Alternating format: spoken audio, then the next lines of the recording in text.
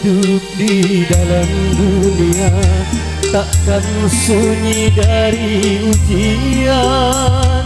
Lenyap yang satu datang yang lainnya, begitulah tiada putusnya.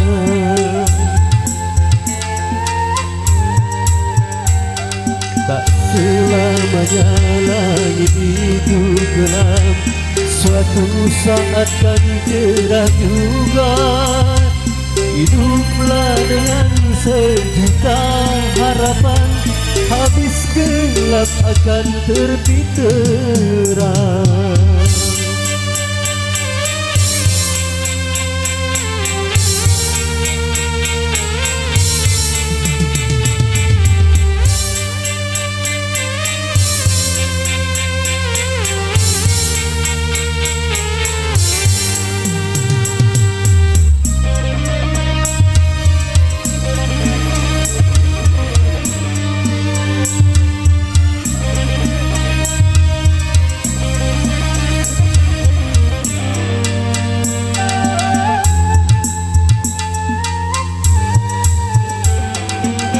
Apabila kau menemui musibah, lalu jangan putus asa. Bunuh diri itu bukan satu cara mengatasi masalah, bahkan suatu dosa.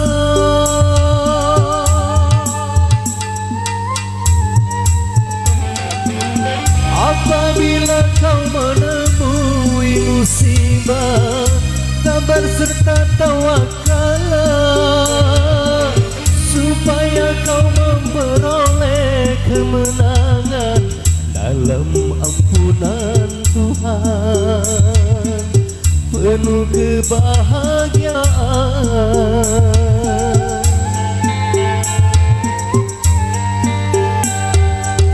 Selamanya langit itu gelap, suatu saat kan cerah juga.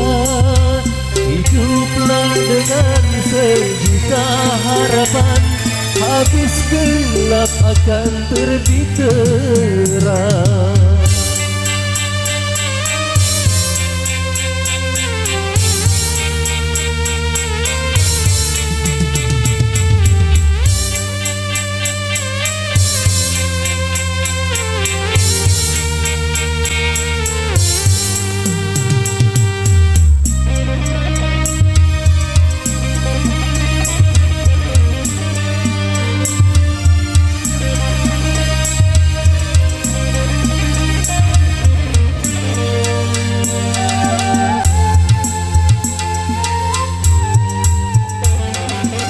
Apabila kau menemui musibah, lalu jangan putus asa.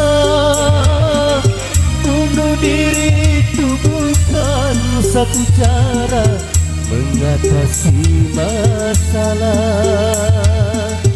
bahkan suatu dosa.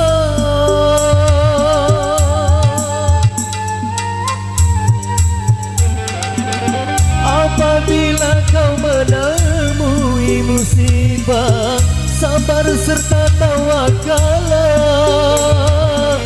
supaya kau memperoleh kemenangan dalam ampunan Tuhan, penuh kebahagiaan.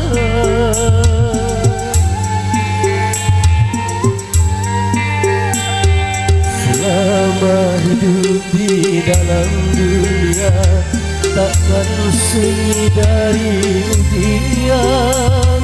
Lenyap yang satu datang yang lainnya, begitulah tiada putusnya.